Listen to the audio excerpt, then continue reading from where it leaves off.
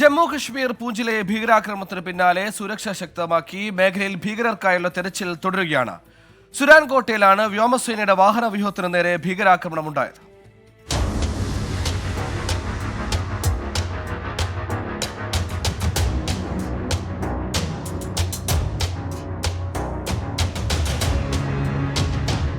ഇന്നലെ വൈകിട്ടോടെയാണ് പൂഞ്ചിലെ സുരാൻകോട്ട് സനായ് ഗ്രാമത്തിനരികെ വ്യോമസേനയുടെ വാഹന വ്യൂഹത്തിന് നേരെ ഭീകരാക്രമണം ഉണ്ടായത്.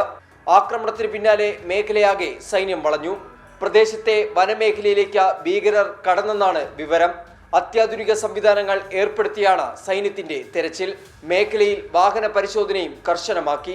ആക്രമണത്തിൽ ഒരു സൈനികൻ വീരമൃത്യു വരിച്ചിരുന്നു. പരിക്കേറ്റ് ഉദ്ധംപൂരിലെ സൈനിക ആശുപത്രിയിൽ ചികിത്സയിൽ കഴിയുന്ന 4 പേരിൽ ഒരാളുടെ നില ഗുരുതരമാണ്.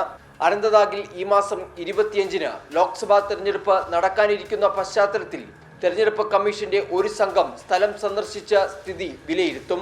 നിയന്ത്രണ രേഖയോട് ചേർന്ന മേഖലകളിലും സൈനിക വിന്യാസവും നിരീക്ഷണവും ശക്തമാക്കിയിട്ടുണ്ട്.